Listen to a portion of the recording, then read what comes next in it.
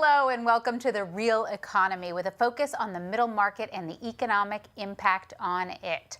I'm Gigi Stone-Woods, your moderator for today, and President Trump is soon going to be back in charge. Businesses are scrambling to find out what this means for them, so we are joined by two of the world's finest experts on this topic, RSM's chief economist Joe Brusuelas and Neil Bradley of the U.S. Chamber of Commerce. Thank you for being with us. Great to be here again. Well, before we begin and get your suggestions, we're going to talk about a poll that we're going to ask each of you to fill out and give us a sense of the temperature. How soon will the Trump administration impose tariffs? First half of 2025, it's just a negotiating tactic and no substantial tariffs will be put in place, or day one, as he says he's going to do. And I think that both of you have been remarkably prescient on all of these topics.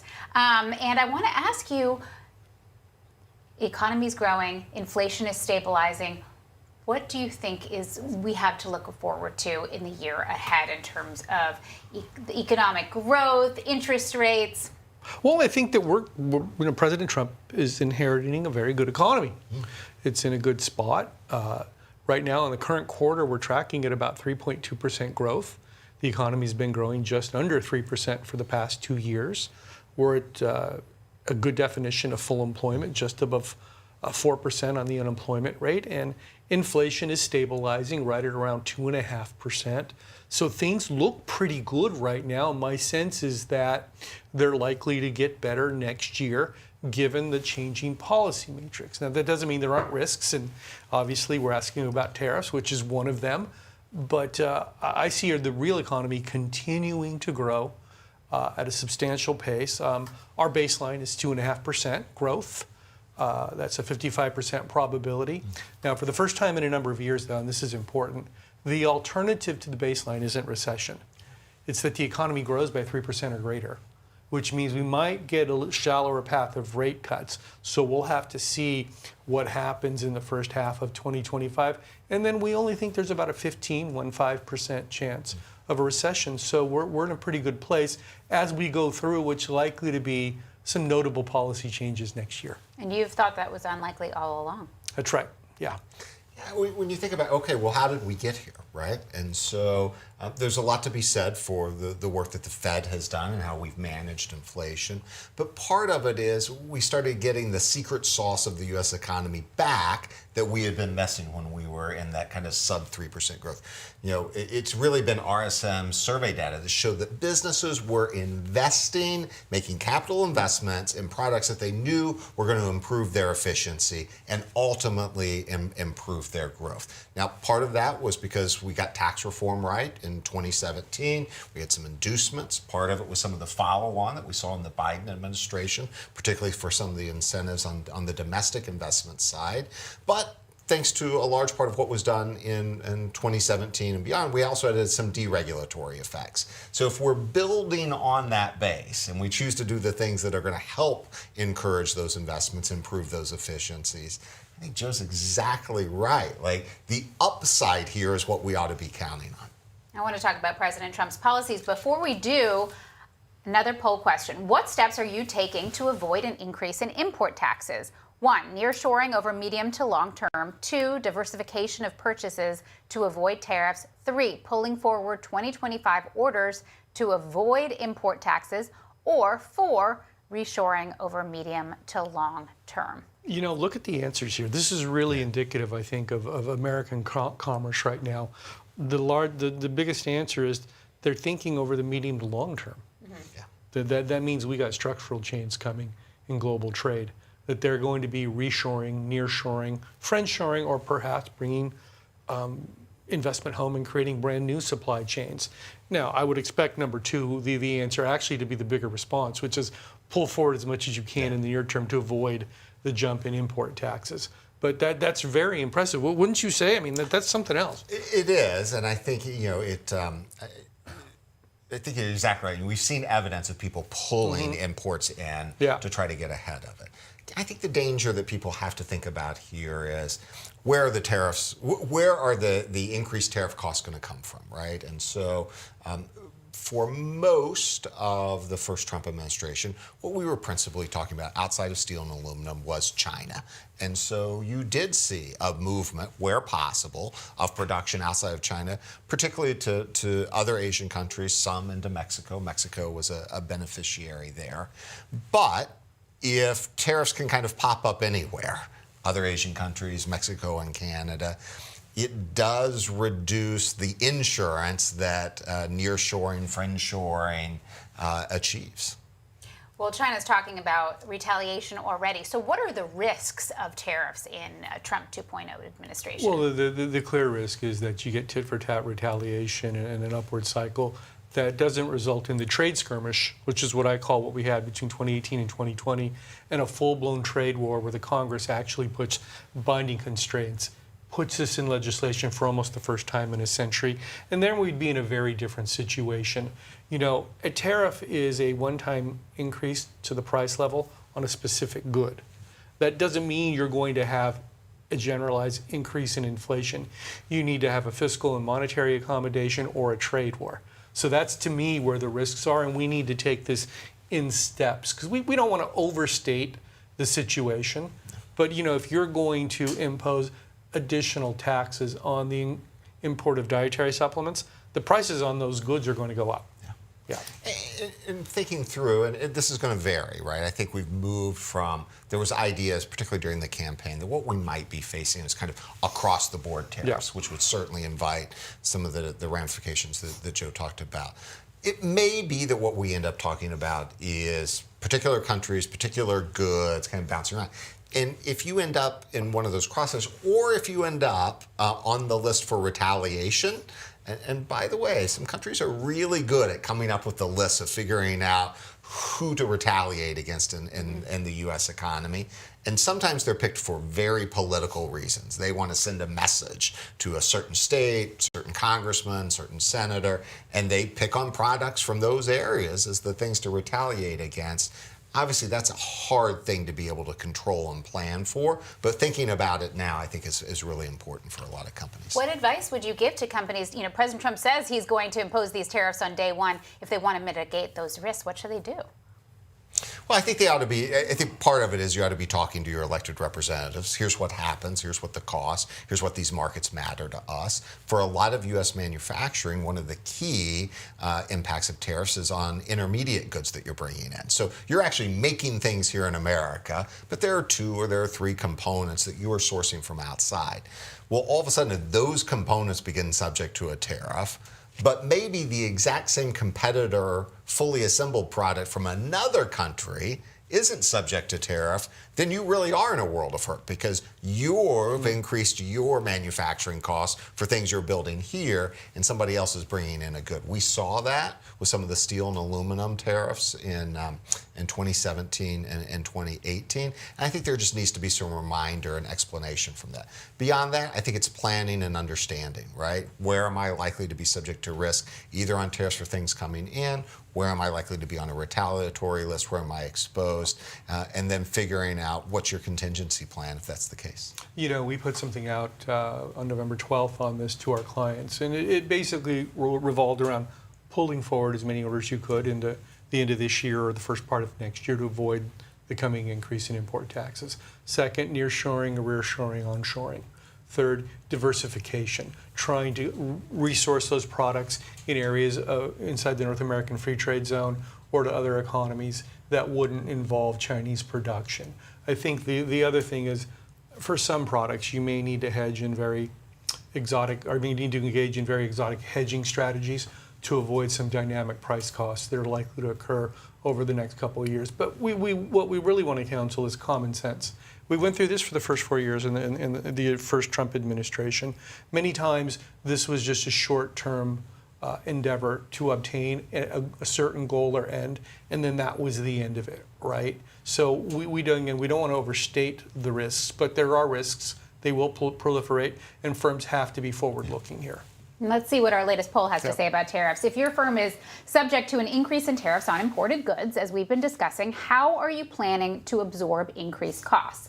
1, passing all costs to clients seems to be The most popular answer, 2, thinner profit margins, then followed by 3, combination of thinner margins and passing along costs to clients, and also seeking exemption from Trump administration to avoid So, tariff costs. in our fourth quarter middle market business index, we had the 5th straight quarter of 50% or less of our respondents telling us that they had actually been able to pass along those costs. I think we're pretty much at the end of the road on that, which is why it's important for firms to plan ahead, to engage with their congressmen, to really say, hey, you guys need to maybe back off a little bit here, because I just don't think the capacity's there downstream, because customers will basically just substitute for other products, or they'll buy other things. So this is really where firms have to be heard. Yeah. Because if they can't pass along those costs, and it's thinner margins, and then that cycles in a bad way into employment. We don't want to go there.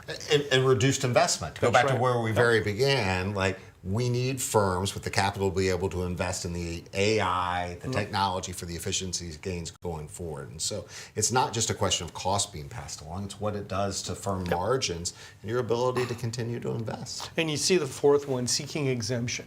The large firms can do that. Tim Cook at Apple did that during the first term, but no, we're not all Tim Cook. Right. So this is why we have to engage. The success rate for those who went through the formal process was quite low. Really? Yeah, quite low. So what about specific industries? For example, how could tariffs affect the North American auto supply chain? Okay, so we have an integrated North American auto supply chain. Now, I know I'm in Washington, so this isn't exactly the political thing to say. There's no such thing as an American car. The average part goes back and forth across the border 6 to 7 times, right? So I hear the talk, but we want to say, hey, well, wait a second. Do we really want to do this, right? Because disrupting that would carry real costs. As a matter of fact, you put on a 10 or 20% across the border, 25% on Canada and Mexico, all of a sudden the price of an automobile begins to jump, and we start talking about transportation-inspired inflation again. We just went through that. My sense is maybe we don't want to go back there. All sage advice. Tariffs, of course, are only one aspect of the many policies that Trump is talking about enacting. So how do you think other policies are going to affect the U.S. economy? Well, let's start with one that I think is clearer, not perfectly clear, but clearer post-election, and that is the fate of kind of tax policy with the 2025 tax cliff. So folks will remember 2017 big tax reform bill. Some provisions were made permanent, but not all provisions. In fact, we've already had some provisions beginning to expire. Treatment of R&D, bonus depreciation, limitations on interest deductibility.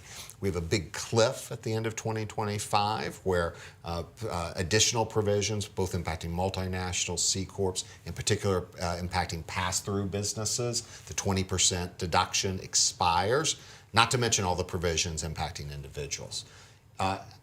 If we had ended up in divided government, this would have been a negotiation between Republicans and Democrats, with no Democrats having previously supported this bill.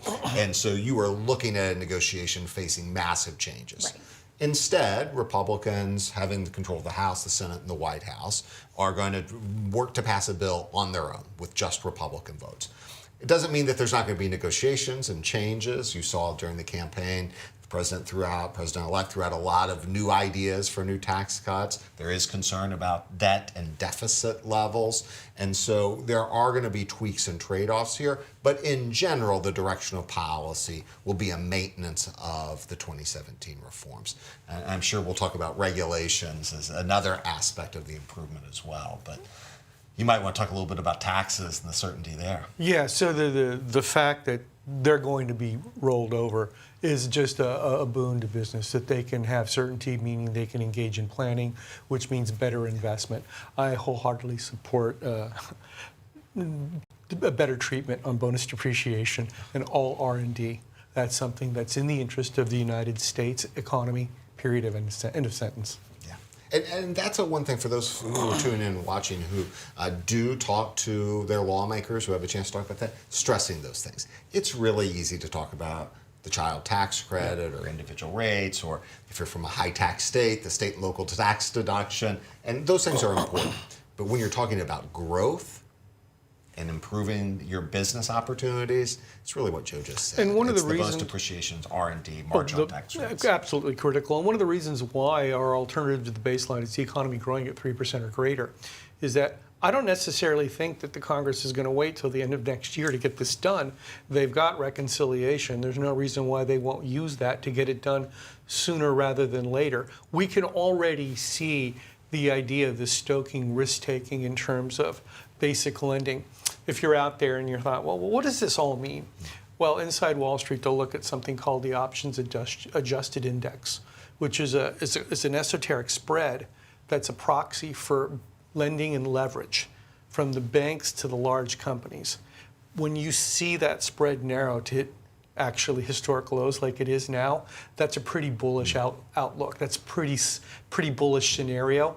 What that means is big firms are going to leverage back up. They're going to invest. The economy is likely to expand in a way that we might not have seen if the 2017 TCJA wasn't rolled over. Well, another potential boon to business, of course, is lifting of regulations. That is something they're very clearly talking about. So what are your expectations for the year ahead? I think we're going to see a lot of activity. In fact, this will be the area where we see the most activity, probably in the first 100 days to 6 months of the administration and the new Congress. So this current administration has taken frustrated by their inability to get stuff through Congress, has kind of taken a pretty aggressive view of trying to implement new policy changes through the regulators. That includes antitrust. We saw that with new FTC and DOJ rules around what's called Hart-Scott-Rodino reviews. We've seen that with financial regulations. Just yesterday, the CFPB said, we've reinterpreted the credit reporting statute from the 1970s, and suddenly we've discovered that we can regulate data brokerage sales. So the very things that businesses use to confirm identities for who they're dealing with, who they're hiring. No one ever believed that was the case. Those are things like that the administration and Congress can roll back pretty quickly. There are other things, some of the kind of the long-term changes that were adopted early in the Biden administration, particularly on some of the energy side, even some of the tax regulations implementing the IRA, that will take longer to do because the new administration will have to go through its own rulemaking process, and that's usually 9 months to a year. But there'll be some quick action. I think it'll be bigger in terms of size than it was in 17, and then there'll be a longer burn of rewriting a whole lot of regulations. And so I think, when looking at different industries, tech and energy are clearly where you want to look. So if you think about the two big tech centers, Seattle, Silicon Valley, then you get Salt Lake, Provo, Phoenix, Scottsdale, Austin, Round Rock, Raleigh, Durham. Yeah, we're going to see lots of expansion in those areas as we get leverage from the financial system, which then supports expansion and in some cases consolidation. When it comes to energy, what I think this means is we're going to get a better, broader, bigger build out. There's too much talk about drill, baby, drill. We're going to be producing over 14 million barrels a day by the middle of 2026. Prices right now are going to be between $60 and $80 a barrel. So I don't think the industry's really going to be interested in expanding. If the price was around 90, you might see drill, baby, drill, but not at the price level now. What I think is you're likely to see something that maybe we didn't expect, which is a spillover in the production in terms of the diversification away from an over-reliance on fossils. Fossils aren't going away. They're going to be part of this. But it's natural that we'll want to build natural gas pipelines. It's natural that we'll want to invest more in some of the alternatives. And, I can see that where I live, and as I travel around the country and I talk to people, I hear about this, and it's helping on the margin. The one way to deal with inflation is to increase supply. Well, this is a way to increase supply from the energy sector, and this, from my point of view, this is a good thing. The LNG export pause is going away. Right, that's gone. That's right? gone. Yep. So you're talking about real new external markets for your ability for the U.S. to sell liquefied natural gas into Europe, into Japan, and Asia. So I think there are real opportunities there. I would add to Joe's list of financial services, right? Yep. So the SEC, the CFPB have gotten pretty creative and expansive over the last couple of years. That's going to be put back in a box. You know, and their power is going to be rolled back. We spent a lot of time focusing around risks, especially in the international sector, because of what goes on in Ukraine, what goes on in the Middle East, and what even went on in Asia yesterday, right? You know, sometimes you get these things, and they come from unexpected directions, but they result in unexpected blessings, such as the export of liquefied natural gas. I think that is just one of the big opportunities. And that's in addition to what's going on in tech and government and defense, which is AI call centers and artificial intelligence, energy infrastructure, which I think is really the sort of the sleeping giant. If you work on Wall Street and you read that literature, well, you're going to be well versed and very familiar with this. Outside of that milieu, you might not be, and I think that's going to be the big thing we'll be talking about in 4 years, because it's going to touch everything. Completely. Yeah, I mean, we're here in Washington, D.C. today. We all know what's going on across the border in Virginia. Yeah. It's historic. ChatGPT is fun and easy to understand. We can talk to our kids about not writing their school papers that way. But if you look at the efficiency gains in the energy sector and exploration, AI-driven, we're the tip of the spear of what we're going to see. Driven by industries that have had capital to be able to invest in it. It's expensive, but the early adopters are paying the price, and they're going to bring the costs down. But as more and more industries have the opportunity to take advantage of this, huge opportunity. Opportunity for growth and productivity. Yeah. You're going around the country speaking with businesses. What are they saying about the immigration policies that we could be facing? There's real concern that there's going to be a loss of labor supply that's already tight. I mean, they're really concerned. Where I live, I get to sit every day and watch a brand new house get built. And I was in my backyard and I was looking at the workers in this 3-story home. All, I'm pretty sure, were immigrant labor. And I thought, if they go away, what happens here, right? And so that sort of that anecdote that I can provide is a real example of what I hear from our clients as I go around and talk, right? So this is going to be one of the more contentious issues, I think, of the next 4 years. Yeah, and let's put some numbers to it, right? So this is a big difference from where we were 8 years ago when President Trump first took office. When President Trump first took office, we had more people looking for work than we had job openings. It's a fundamentally different economy. Yesterday, we saw a big uptick in job openings. Yeah. Today, we have more job openings than we have people looking for work, and that's been consistent ever since we reopened from the pandemic. If you measure the difference between 8 years ago and today, the labor market's 25% tighter today than it was when Trump first assumed office. And so your ability to go in, workers in Texas and construction, let's talk about agriculture, hospitality, there are a whole host of industries. And so you could talk about major disruptions. By the way, also in the things that the president wants to do, if you want to bring a lot of stuff to avoid tariffs back here for domestic production, well, you're still going to need people, right? And at the moment, we do not have the people to open new factories in the United States. One of the reasons why the economy's grown the way it has the last few years is we've imported labor, because we absolutely need it. We just don't have enough native-born replacement workers. And I do think that's one of the risks going forward. If we reach a point where too many are deported, what happens is the unemployment rate declines. Okay, for 3 months that will be cheered, but then we'll begin to see wages begin to rise. And if that goes on long enough, we begin talking about wage price spirals.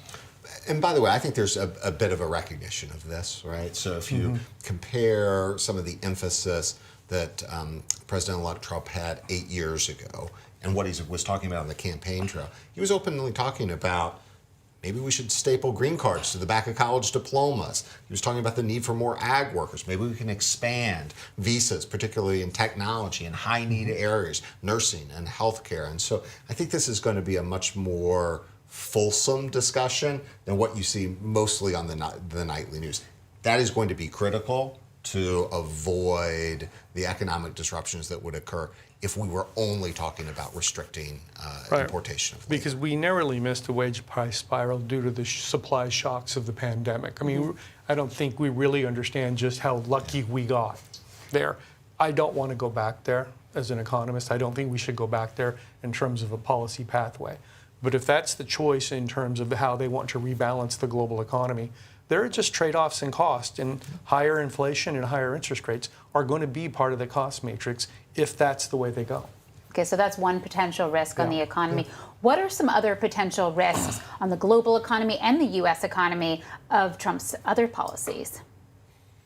Yeah, I think we're going to go through President Trump when he was president the first time, and likely as we've seen already in the transition, doesn't operate like a lot of our traditional presidents did. And I remember, 8 years ago, we kind of went through this process of how is policy being set? There was at that time a tweet. Today it's a post on Truth Social, right?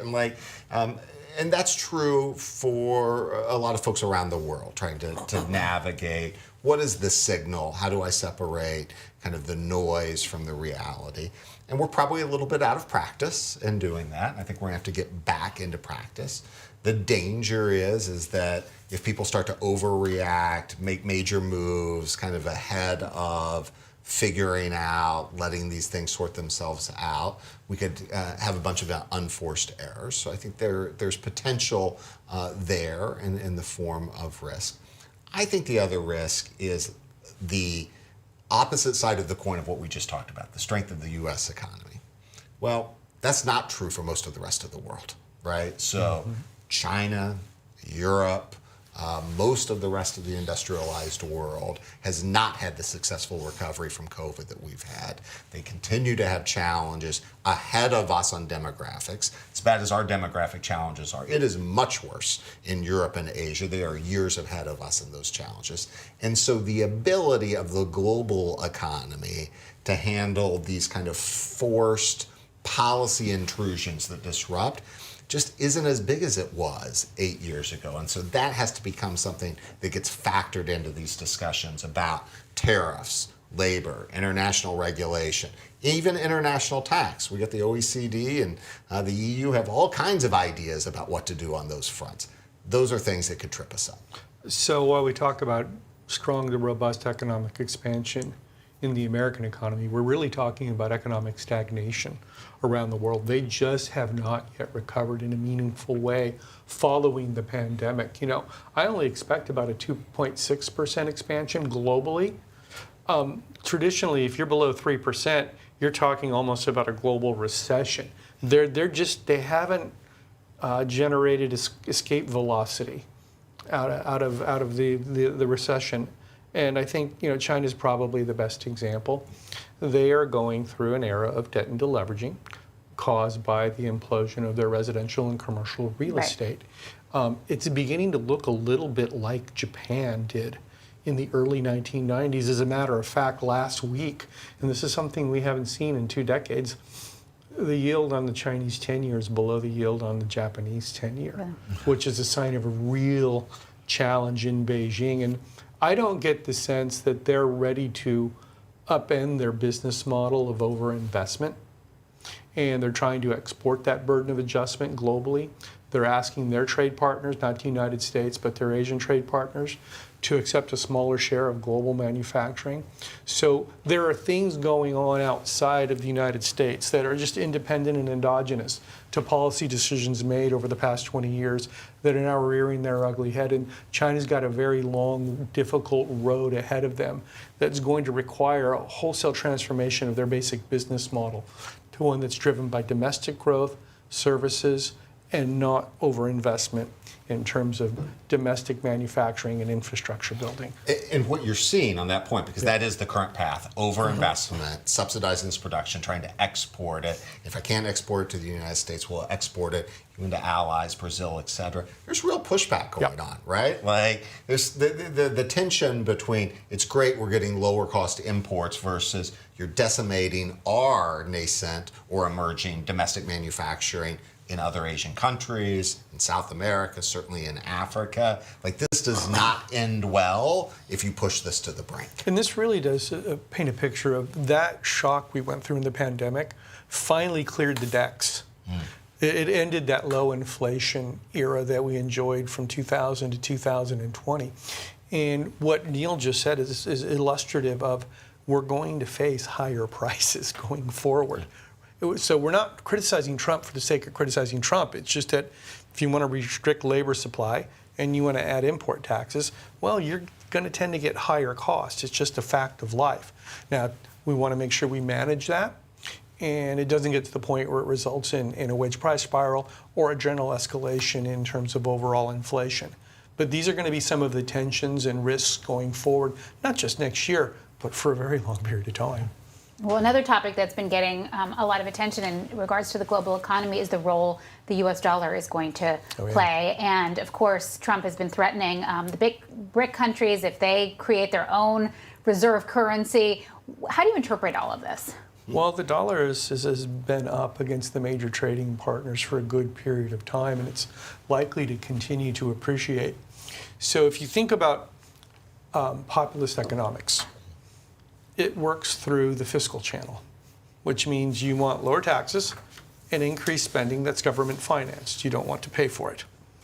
Okay, that will add additional personal disposable income to households and additional income to businesses that gets reinvested in spending and fixed business investment, right?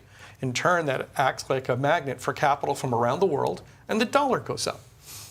Now, what happens is you don't get a narrower trade deficit or a narrow current account deficit. You get, surpluses, you get big deficits, right? So there's an internal contradiction. If you want to rebalance the global economy, you pretty much have to do the opposite. If you want to go down that road, you're going to get much stronger growth, you're going to get more spending, and you're going to get a stronger dollar, right? That's going to cause some tensions. And so, it's hard for me to see the dollar going anywhere other than up here in the immediate term in 2025. The dollar is not going away as the world's reserve currency. Yeah. I will say, I think there is often maybe a bit of misunderstanding in certain quarters about what's driving BRIC and some other folks too. This is, in my opinion, really a response to trying to find a way to evade the U.S. sanctions regime. U.S. sanctions that we impose on other countries are principally driven by the fact that most global financial transactions and trade, certainly in the energy space, occur in dollars. Right. And we are the central hub of the banking system, and that gives us the ability to do this. Whenever you have kind of increased sanction activity, particularly on the part of the U.S. against certain malign actors, you get talk of those malign actors wanting to come up with an alternative that would allow them, either through financial trading systems or alternative to a dollar, to avoid those sanctions.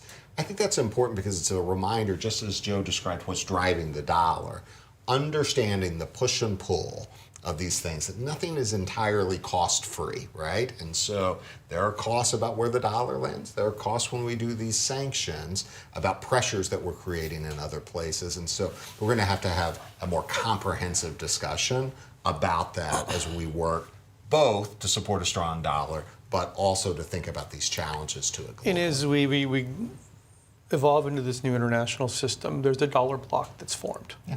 A dollar trade and finance block. The dollar is around 60% of all currency reserves, fighting Canada and Mexico, the UK, Europe, Japan, Korea, and Australia. Europe well above 90%. The dollar's on 88% on either side of every global transaction at this point. The dollar reserve status is not going away. But I understand where this is coming from because there are certain actors who want to rebalance the global economy. I get that you want a lower trade deficit, you want a narrow current account deficit, or you want surpluses. Unfortunately, that would require the dollar's value to go down, and you probably have to engage in fiscal consolidation, lower government spending, higher taxes. That's just not where the new administration is. So I'm not so worried about that. I think that's a lot of talk. We shall see. Lots to look forward to. We do have some interesting questions from our viewers that I'd like to go to. Thanks for writing in. How might changes in the labor market affect hiring and retention strategies? We talked about this a little bit. Well, go ahead. Listen, we have a labor shortage today.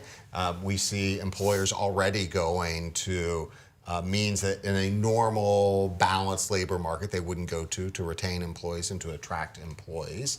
Some of those are good things, right? We've seen a lot of barriers to new hires removed. A lot of companies are saying, we used to advertise this as college degree required. It's not really required for that job. Let's remove that. Some of those things are good and positive. Others are things that are inflationary in nature. You're having to invest more money to maintain that workforce, and you're not necessarily always getting the productivity or efficiency improvements. Obviously, if we make the U.S. workforce smaller, either through some of the immigration policies that are discussed or through changes in forward-looking immigration, then we have a problem, right? You're going to have to do more to hold on to the talent that you have, and it's going to become more expensive to get the new talent that you need. And Joe said it aptly a moment ago, that's where you got to start to worry about some type of wage price spiral. So and Neil nailed this earlier, if the labor market's 25% tighter than it was in 2016, right, we've gone through a pretty big change here. That's endogenously driven. It's not been policy driven. These are natural occurrences due to the long echo of the Great War, right? Okay, we don't have enough people. So what does that mean? You have to engage in external matching strategies and internal matching strategies. External, you got to do a very good, very fine job of trying to identify the right people to bring in. Then once they're in, you have to match them up with the proper technology to boost output, because you can't count on this being your father or grandfather's economy. We're not going to have a steady state equilibrium around 6% unemployment. There's just not a surplus of workers that's going to allow you to increase wages at 2%. We're going to get the November jobs report here this week. We expect it to go up, wages to be up 3.9% on a year-over-year basis. 3.5% is probably going to be the norm going forward if we're lucky. Right? But I could see it being 4.5%, 5%. Right? And that's a very different situation for firms than just 10 years ago. Too many times as I talk to people around the country who are in business, they've got an internal set of assumptions that this is just going to set back to the way it was in 2016 or 2012. No, it's not. We're in a very different place now, which requires different strategies, in some cases just different people managing, right? Who've got a better feel for what's going on in their microeconomy, in their production process or their provision of services, and in the greater macroeconomy. And of course, Joe and I's broken record. That means more capital investment in the technology you need to become more efficient. And if you are a late adopter in this economy, you will lose out to your competitors who are early adopters. And this is probably a good chance or a good opportunity to talk about where interest rates are going to be in this next year. So far through 2020, the U.S. 10-year, which is the global benchmark, has averaged 4.18%. Now, we had expected 4.2 to be that number this year. Okay, we expect it to go up to 4.25, even as the Fed cuts rates. What's happening is we're sort of going back to the future. The term structure is beginning to look a lot like it did prior to 2000. There's a term premium, meaning there's a cost to borrowing all along the Treasury curve. Whereas for the last 15 years, it was really negative, which means you could borrow essentially for free, right?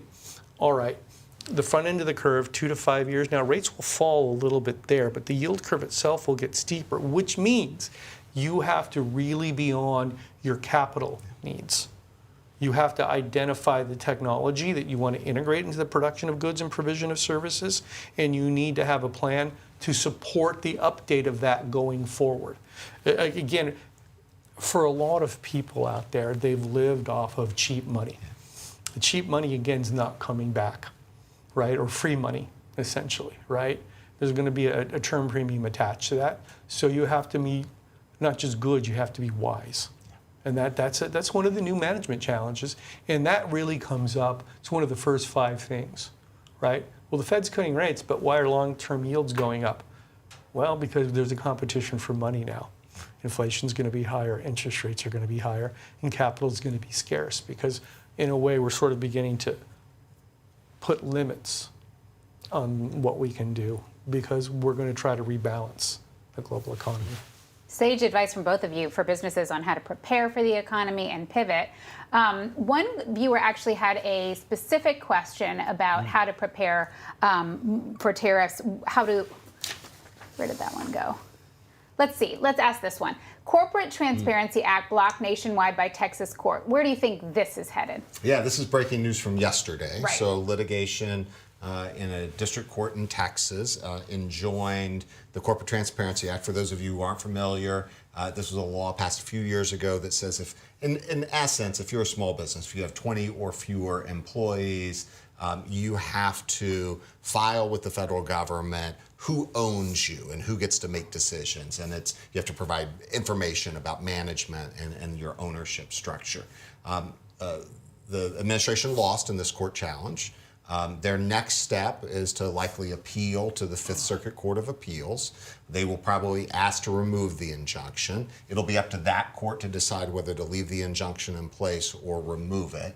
If they don't remove the injunction, and this is a circuit that you never know what they're going to do, but in general, they like to enjoin a lot of these, what they view as administrative overreaches, then the administration can't force compliance by the January 1st, 2025 date. And so we're watching it closely. We're providing updates to people. But as of now, you don't have to comply. That would only change if the court removes the injunction. Interesting. So are there specific political risks that present unique opportunities for middle market businesses to expand or innovate? Well, very clearly, if you're putting tariffs on certain industries, right, external prices are going to go up. So you're going to be able to expand in those areas and hopefully be a lower cost, higher quality provider. I mean, that if there is a logic to tariffs and there's an advantage there, I wouldn't call it comparative advantage, I might call it competitive, but that's where that would be. And it's going to be sector specific, product specific. Yeah, that's right. One viewer sees some bubbles forming, so we can address some of the potential bubbles out there. Several asset markets appear to be in bubble territory. For example, private equity, private credit. Will the bubble burst during the next 4 years, and what will cause it? All right, so I mentioned earlier the options adjusted index, that spread's narrowed to historic lows. That would suggest that with leverage increasing and liquidity increasing via the banking sector, it reduces the risk of, if there's a bubble, of deflating, right? So my sense is that's one of your core metrics you want to watch. If you think there are bubbles in private equity or private credit, and just because that was the question, right? If that spread were to widen, then you want to really begin to watch that. Second, if there's an external shock and you see long-term rates go up because of a policy error or just an unexpected event, then things could get a little bit challenging, right? Second, obviously, we see what goes on in the tech sector, right? I mean, I want to watch that closely. But my sense is the combination of leverage, liquidity, and the lighter regulatory touch, we've got some years to run. You got things like Bitcoin. Now I'm very comfortable calling that a financial bubble. That's likely at one point to deflate, right? That's more hopium, I think. But even with a pro-crypto administration and the lifting of regulations in that area? Right, well, that just tends to facilitate a greater bubble. You know, it's a highly, let me say this, it's a highly speculative market that entails enormous risk. If someone wants to play on that casino table, that's fine, as long as they're willing to lose their risk capital. Don't expect a bailout, right? But at this point, there's no fundamental use for it other than speculating. So that's why I'm a lot more comfortable saying I think that's more of a bubble, if you really want to talk financial bubbles, than what we're seeing in tech, private equity, or private credit, where there's a real connection to the real economy. There's so much capital sitting on the sidelines. How do you see this all playing out in terms of private equity and private credit? When we start talking about capital on the sidelines, it's a very different question, because risk preference and risk tolerance really determines why some of that capital will remain on the sideline. For example, let's say the economy just continues to grow above 3%. The 10-year moves towards 5 or higher. It's going to be very hard to repatriate that capital off the sidelines, because if I can get 5.5 on short-term money, well, you know what? That's a pretty good risk-adjusted rate of return. I think I don't need to take those risks, right? So yeah, that's a very different topic, I think.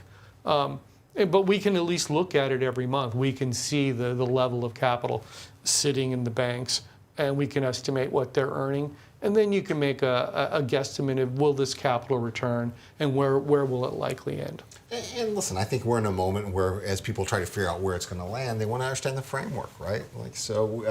There are a lot of good things that we talked about that become clearer. Your after-tax returns, thanks to what's going to happen with taxes. But there are other things that aren't clear, right? On the tariff side, for example, if you're in the biomedical, health, agriculture space, we're talking about some pretty different approaches coming out of HHS and the administration that really go against what we've had under Republican or Democrat administrations before. How much of that comes to pass? I think that's something that people are in this moment trying to figure out, and you're going to want to have a sense of that maybe before you put capital to work. But look, with the lighter regulatory touch, with the lighter taxes, with the leverage likely increasing bank-driven liquidity, the large firms are poised to do really well early on next year. I think that flows through to the middle market where you've got firms with more than or greater than $1 billion in revenue. They'll really begin to move maybe second half of next year, but definitely by 2026. Because the policy matrix just favors the big middle market firms and, of course, the large globally multinational active firms. So much about this upcoming administration is unprecedented. It's really interesting to try to figure it all out, but you've given businesses some ideas to gain competitive advantage, some great ideas. Someone asked, in what ways can middle market businesses leverage geopolitical shifts to gain a competitive advantage? Well, I think earlier we sort of mentioned, I think the big opportunity is liquefied natural gas, right? Because of the diversification away from overdependence on Russia in Northwest Europe, and of course in the ongoing problems that just aren't going to end in the Middle East. So I think that's one very clear area, and we would call that a new industrial area, wouldn't we? I mean, this is going to be a whole new industry where we're going to be exporting oil and liquefied natural gas for many years, which is very different than the economy that we came of age in. And so in many ways it's very exciting, but I think if you're a forward-looking middle market firm who's got a risk tolerance around, which can be a volatile set of industries, that would be very attractive method of investment or direction of investment. Yeah, today I agree 100% with that. But today we've also talked a lot about tariffs and the kind of impact here. The other way to look at it too, and we talk about, and you think about China and the tensions that are being created by their attempt to kind of export some of their problems through subsidies, is it might be a more welcoming environment in different parts of the world to make investments in Africa, in South America. And so, I actually think that there are opportunities that are going to be created in a whole host of industries that aren't going to make the headlines. You're going to have to search, you're going to have to do some work, but this geopolitical sorting that's going out on an economic standpoint isn't just going to create losers. It's going to create opportunities for people to come in and be winners. I mentioned the dollar block earlier. If you think about the U.S. dollar block in North Asia, in South Asia, Europe, and then, of course, in our hemisphere, opportunities will naturally follow, right? I had an opportunity to sit and talk to somebody who was a former defense secretary who reminded me, he said, young man, and that was very kind of him, he said, trade follows the flag. Watch where the flag goes and set up there. And I took that as some very, very wise, sage advice. Interesting. What about other potential geopolitical risks? We haven't really talked about Ukraine, Russia, the Middle East. I mean, there's so much tension in the world. Russia's on the verge of a currency crisis. The 3 years of sanctions are beginning to bite. It's often said that as a governance question, you need to choose between guns and butter. Right now, they're looking like they're having problems getting guns and butter. Yeah. Right, and their currency came perilously close to unwinding last week. And they vary in terms of the policy options that a government has when you engage in a currency crisis. They're down to the last precious few before they have to think about perhaps stopping paying back debt. They're in real problems. Now, that would tend to tell me that there's some leverage that can be had there to bring the fighting to an equitable pause, let's call it. Yeah, I think this is an area where sometimes our media conversations tend to oversimplify. We're going to end the conflict in Ukraine in a day, or the Middle East. Exactly. The truth is that these are going to be complicated, even if the movement in a direction is towards unwinding the conflict. these are complicated things to unwind, and it's going to leave lots of stuff that has to be resolved. And so that's true with respect to Ukraine, and whether you're talking about territory, or if we're in the Middle East and we're talking about the future outlook for Gaza. Like, these are things that you can't just flip a switch and you're like, okay, this is the new state of it. And so that's a long way of saying that uncertainty but not rapid movement is probably what we have in our future. So one of our viewers wanted to know any major changes specifically to policies impacting middle market business in the U.S. Obviously, those are most of our viewers.